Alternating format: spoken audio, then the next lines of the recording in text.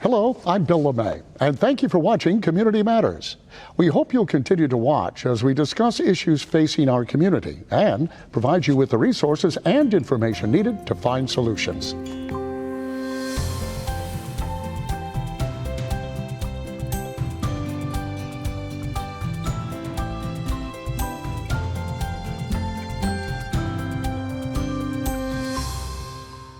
Welcome. Today we delve into a crucial discussion with Interfaith Food Shuttle, committed to feeding families by distributing over 9 million pounds of food each year. Joining us is President and CEO Ron Pringle, who is a driving force behind the Food Shuttle's mission to combat food insecurity. And Ron, thank you for joining us. Thank you so much for having me. So I'm guessing, but you tell me, the problem and the food insecurity and the issue of going hungry is probably growing. An issue that has been happening and going on for generations right here in North Carolina. And that's access to healthy, nutritious food. And so, more Americans now are dealing with the rising food costs. But before you were dealing with that, there were so many families that were dealing with making tough decisions and don't have the ability to get to the grocery store to purchase the basic of items. I remember doing an interview on that, and you've had a lot of these families, because they couldn't get to the grocery store, they were doing their grocery shopping at like the convenience store. Not a healthy thing. As much as I like Twinkies, probably not the way to go. So what's the problem? Why do we have, they used to call it food deserts, I'm not sure if they still do, but this food insecurity, what is it? How does that happen? Well, food insecurity is not having access to healthy, nutritious foods for whatever reason. And we're finding a lot of those barriers to gaining that access are food deserts, like you mentioned, that many families are dealing with a lack of transportation and being able to do that, being able to access and be able to get there. Or retail partners who are not in rural communities. And so you're left with just the convenience store options, especially if you don't have transportation. But what we're seeing now is that so many of our families are not just unemployed, but underemployed, not making enough to actually purchase the items that they need. And so they find themselves making tough choices. We can't pay half our mortgage. We can't pay half of the light bill. And so food is always the option on the table that they often go without. Wow. I mean, that's a scary place to be. Tell me a little bit about yourself. How did you get involved in this? And then tell me also about the Interfaith Food Shuttle, what that whole program is. No, wonderful. Yeah, I've got involved in food banking many years ago. Like anybody else, you're getting into a job and you're just wanting to work and take care of your family. And I started out in the warehouse in food banking, and just happened to have been with my CEO at the time, who went on a meeting and was speaking to a Rotary group. And he began to talk about the need of hunger and the issues of hunger. And he told a story about a single parent that was struggling to raise their children and why it was so important to have food at the food bank when those families arrived. And that resonated with me because I grew up in a single family household. My mother passed away when we were very small, and my father had 4 children to raise on his own.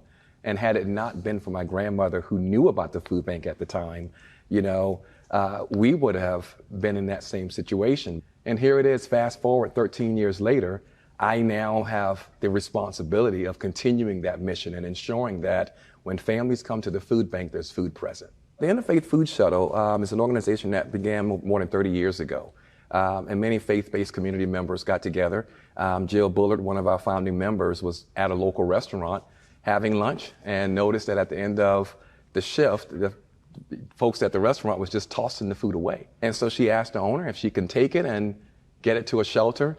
And that started the Interfaith Food Shuttle and their food rescue program. So more church members got involved. They contacted more restaurants, contacted more shelters and soup kitchens around the community. And that began the journey of the Interfaith Food Shuttle. And I always tell people one of the hardest parts of my job is trying to convince people that hunger is a real issue right here at home. But the people that we're serving look just like you, they look just like me. It's the single mom who is doing everything right, who is just over the threshold. So she can no longer receive SNAP benefits or public assistance because she's making 25 cents too much an hour. Right. But it doesn't mean that she doesn't have to make those tough choices. But no one walks around with a sign on their forehead every day saying, hey, I'm hungry. We get up, we go to work, we try to make ends meet. And then at the end of the month, or at the end of the pay period, now we have to decide, how are we going to spend what we worked for? What kind of help can you provide them? I mean, and how does it work for them? Well, the first thing we try to do is meet the immediate need. The immediate need is hunger. They are looking for food assistance now. So that's the immediate need. And so there's several ways that we do that. Is we have a network of over 200 faith-based and nonprofit organizations throughout our entire service area that we can refer them to. So they're not traveling far. They're going to a local organization right in their own community. Or we have what we call our mobile market options, and that works best in rural communities and urban communities where we're able to take a truckload of food and set up a distribution that they're able to have access to those food items there as well. Now, you were talking about healthy alternatives too. Is that what you focus on then? You know, we can always just distribute ramen noodles because they're more affordable for us to purchase, but it's unhealthy, you know, especially when we're dealing with diet-related illnesses that we see among our seniors and the same impact that it has on children. So we make sure that that's a primary focus and we're just not distributing because it adds to the numbers, but we're distributing healthy food that's culturally specific to the populations that we're serving. You're awesome, man. That is great. So Ron, what's your biggest challenge?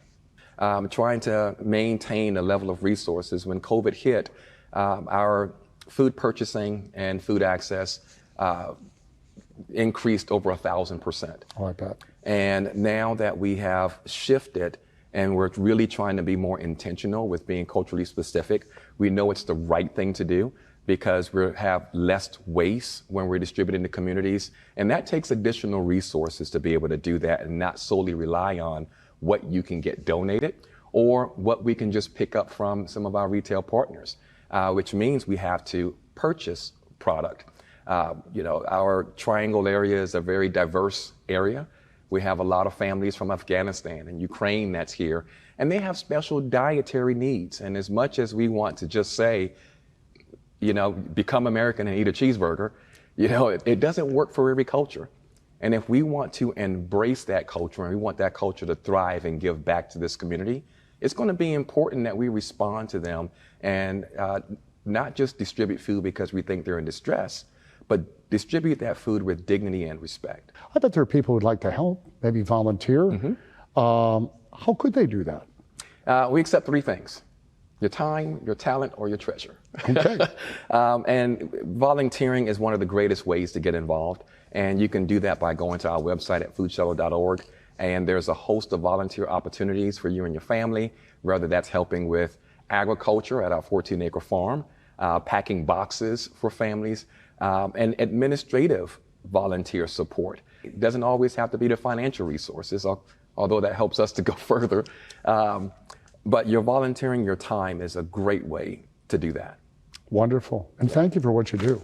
Well, we're honored to do it. And of course, you know where the website is to volunteer. So don't go anywhere. We're going to come back. We have two organizations with a shared commitment to nourish our neighbors. Stick around.